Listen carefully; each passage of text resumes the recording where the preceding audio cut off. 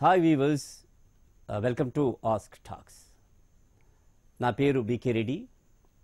నేను English author మరియు English fluency coach. దేశంలోని వివిధ ప్రాంతాల్లో ఇంగ్లీష్ స్పీకింగ్పై నేను తరగతులు నిర్వహిస్తూ ఉంటాను. ఈరోజు మనం స్కూల్ స్థాయి విద్యార్థులు ఇంగ్లీష్ చదువుతున్నా రాస్తున్నా కూడా ఇంగ్లీష్ మాట్లాడలేకపోతున్నారు. దానికి గల కారణాలేంటి, ఏం చేస్తే చాలా తక్కువ టైంలో వాళ్ళు ఇంగ్లీష్ మాట్లాడే సామర్థ్యం వస్తుందనే విషయంలో నేను మీకు కొన్ని ఐడియాస్, టెక్నిక్స్, స్కిల్స్ ఇస్తాను. మీరు వాటిని పాటిస్తే అతి తక్కువ కాలంలో ఇంగ్లీష్ మీరు కూడా ధారాళంగా మాట్లాడవచ్చు. ఇంగ్లీష్ వాస్తవంగా చాలా సులువైన భాష. ప్రపంచంలో దాదాపుగా 7,000 పైచిలుకు భాషలుంటే అందులో English is one of the easiest languages. కాకపోతే మనలాంటి దేశాల్లో చాలా కాలం ఇంగ్లీష్ చదివినా రాసినా కూడా ఇంగ్లీష్ మాట్లాడలేకపోతున్నారు. దీనికి కారణం ఇంగ్లీష్ కష్టమైన భాష అని కాదు, అలాగే ఇంగ్లీష్ నేర్చుకునే వాళ్ళకి ఇంగ్లీష్ నేర్చుకునే సామర్థ్యం లేదని కాదు. ఇంగ్లీష్ చాలా కాలం నేర్చుకునే ప్రయత్నం చేసినా కూడా ఇంగ్లీష్ మాట్లాడలేకపోవడానికి గల ప్రధాన కారణం ఇంగ్లీష్ తప్పుడు పద్ధతిలో జరుగుతున్న బోధనా విధానం మరియు అభ్యసన విధానం. మన స్కూల్ స్థాయిలో ఇంగ్లీష్ని తెలుసుకుంటున్నాం, నేర్చుకోవట్లేదు. అంటే ఒక సైన్స్ నేర్చుకున్నట్టుగానో, ఒక సోషల్ చదివినట్టుగానో, ఒక శాస్త్రంగా అభ్యసిస్తున్నాం.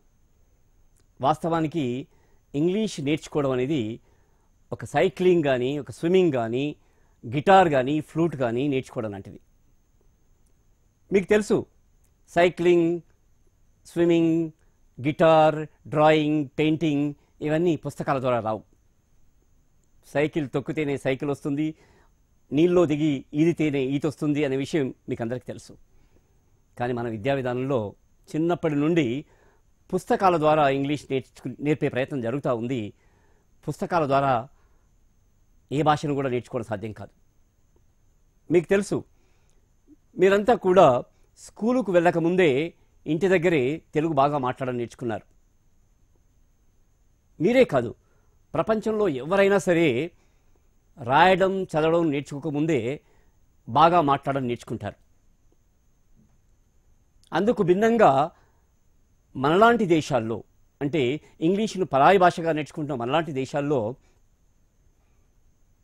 తెలుగును, ఇంగ్లీష్ని ఇంటి దగ్గర కాకుండా స్కూల్కి వెళ్ళిన తర్వాత చదవడం, రాయడం అలా అలా సుదీర్ఘకాలం చేస్తూ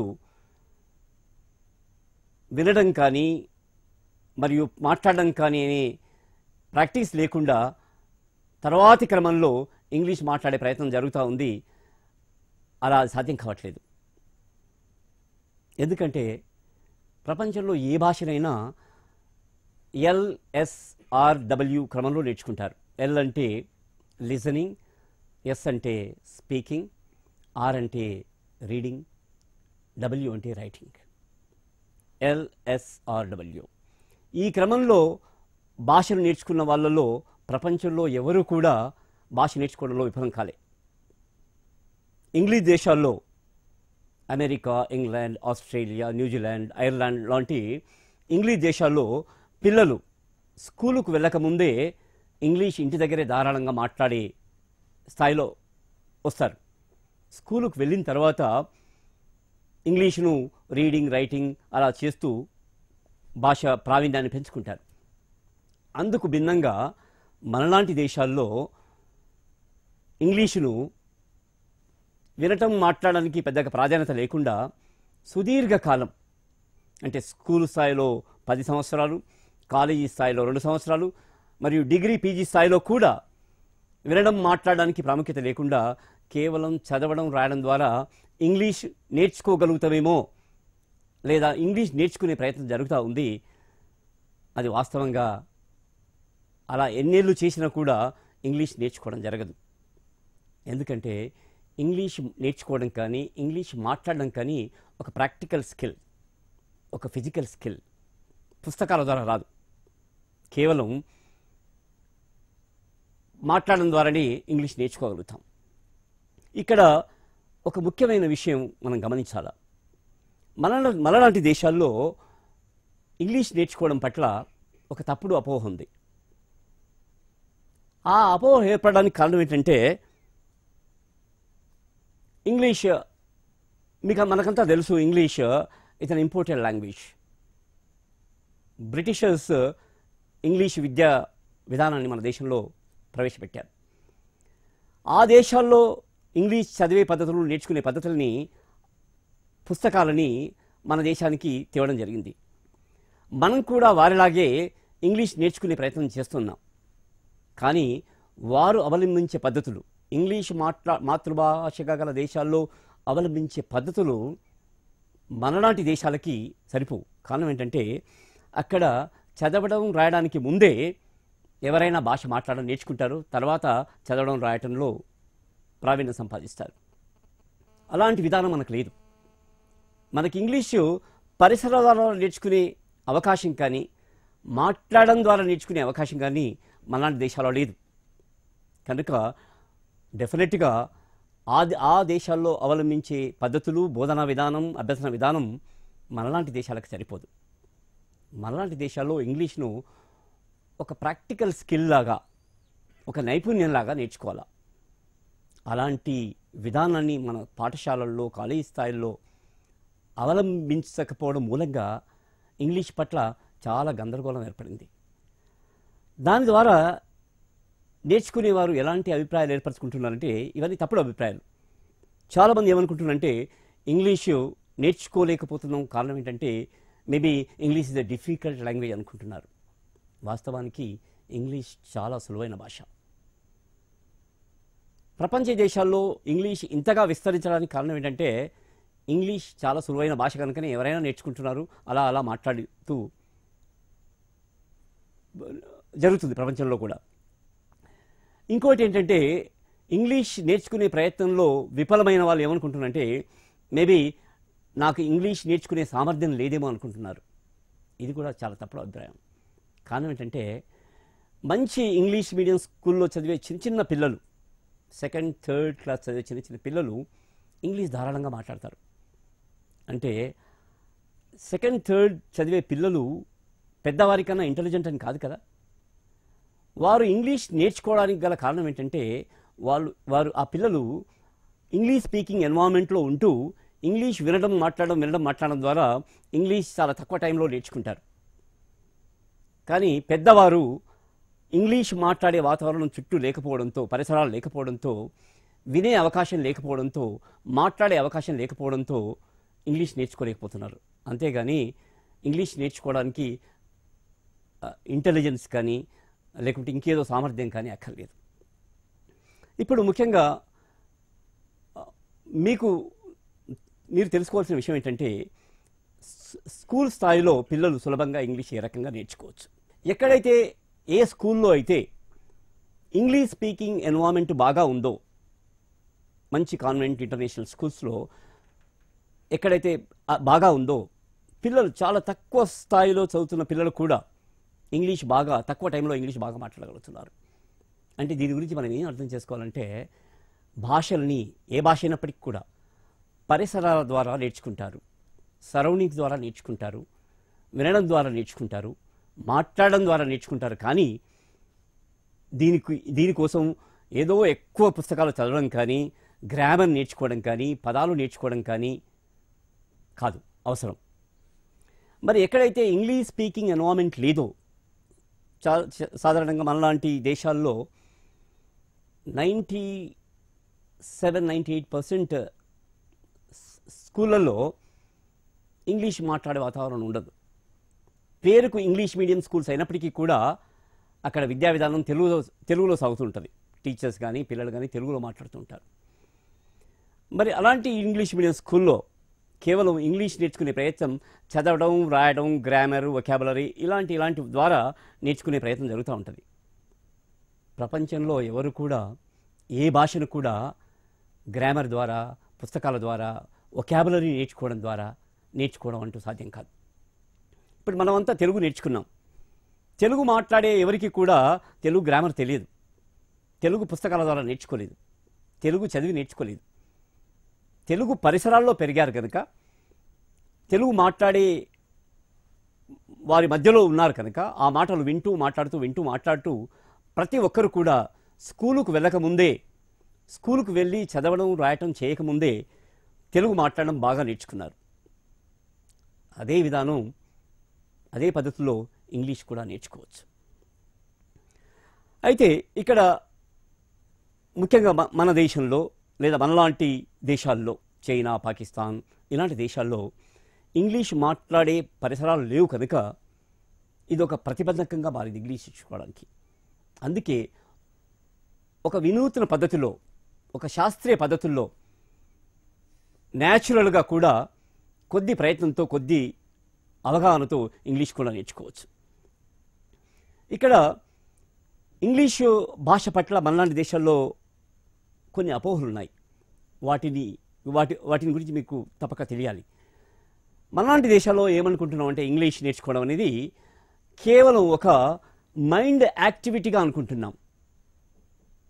అంటే మైండ్ ద్వారానే కేవలం ఇంగ్లీష్ వస్తుంది అనుకుంటున్నాం. వాస్తవానికి ఇంగ్లీష్ నేర్చుకోవడం అనేది మైండ్కి సంబంధించిన యాక్టివిటీ మాత్రమే కాదు, మైండ్ మరియు బాడీకి సంబంధించిన యాక్టివిటీ. బాడీ అంటే స్పీచ్ ఆర్గాన్స్, మీ టంగ్, మౌత్, జాస్ ఇవన్నీ కూడా ఇంగ్లీష్ నేర్చుకోవడంలో పాత్ర పోషించాలి. ఇంతకుముందే చెప్పాను నేను, ఇంగ్లీష్ నేర్చుకోవడం అనేది ఒక స్విమ్మింగ్ నేర్చుకోవడం లాంటిది, సైక్లింగ్ నేర్చుకోవడం లాంటిది, లేదా గిటార్, ఫ్లూట్ నేర్చుకోవడం లాంటిది. ఇవేవి కూడా పుస్తకాలు చదివి నేర్చుకోలేము. మీకు అవగాహన ఉంటుంది, మీకు అందరికీ చాలామందికి సైక్లింగ్, స్విమ్మింగ్ వచ్చి ఉండొచ్చు. మీరెవరు కూడా సైక్లింగ్, స్విమ్మింగ్ మీద పుస్తకాలు చదివి సైక్లింగ్ నేర్చుకోలే, పుస్తకం చదివి స్విమ్మింగ్ నేర్చుకోలే.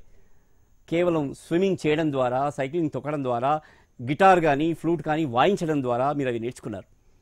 అలాగే ఇంగ్లీష్ కూడా పుస్తకాల ద్వారా రాదు, గ్రామర్ ద్వారా రాదు. కేవలం వింటూ మాట్లాడుతూ ఉంటే ఆటోమేటిక్గా ఇంగ్లీష్ మాట్లాడే స్థాయి ఆటోమేటిక్గా వస్తుంది. అంటే మీరు అనుకున్నట్టుగా ఇది కేవలం మైండ్కి సంబంధించిన యాక్టివిటీ కాదు. శాస్త్రీయంగా చెప్పాలంటే ఇది న్యూరో మస్కులర్ యాక్టివిటీ.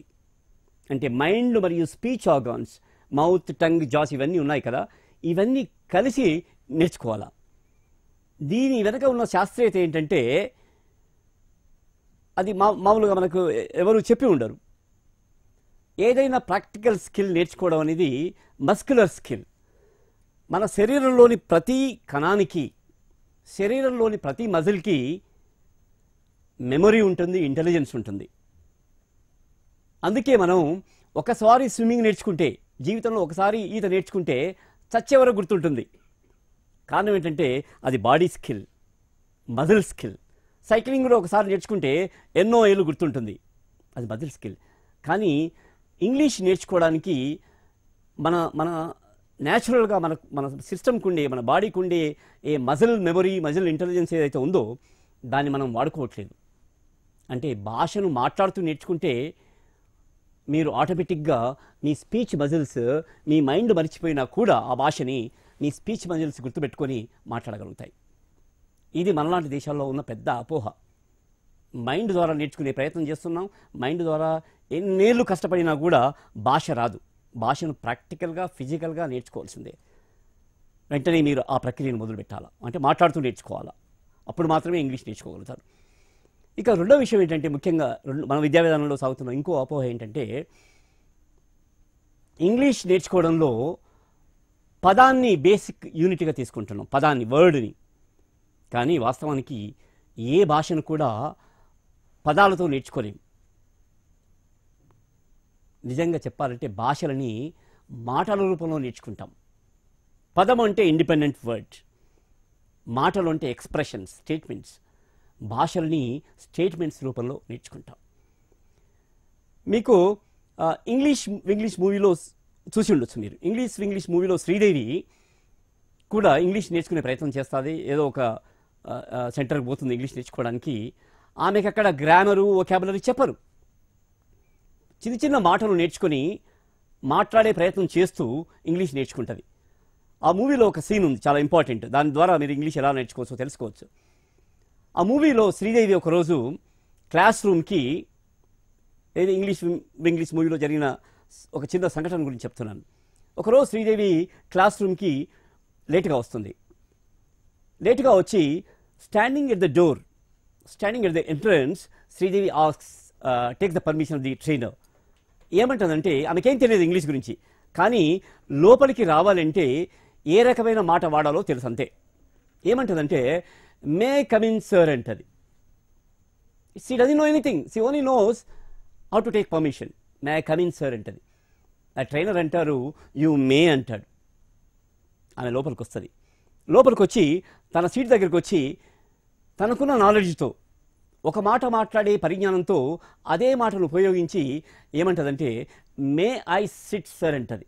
ఏం తెలియదు, మే కమిన్ అన్నది కదా, అదే మాటతో అదే పరిజ్ఞానంతో మే ఐ సిట్ సార్ అంటది.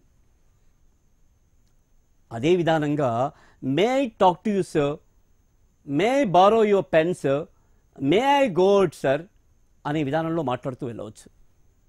అంటే నేనేం చెప్తున్నానంటే భాషను మాటల ద్వారా నేర్చుకుంటే, కొన్ని మాటలు నేర్చుకుంటే ఎన్ని మాటలైనా మాట్లాడే ఎబిలిటీ, సామర్థ్యము బై డిఫాల్ట్ వస్తుంది. తెలుగు మనం అలా నేర్చుకున్నాం.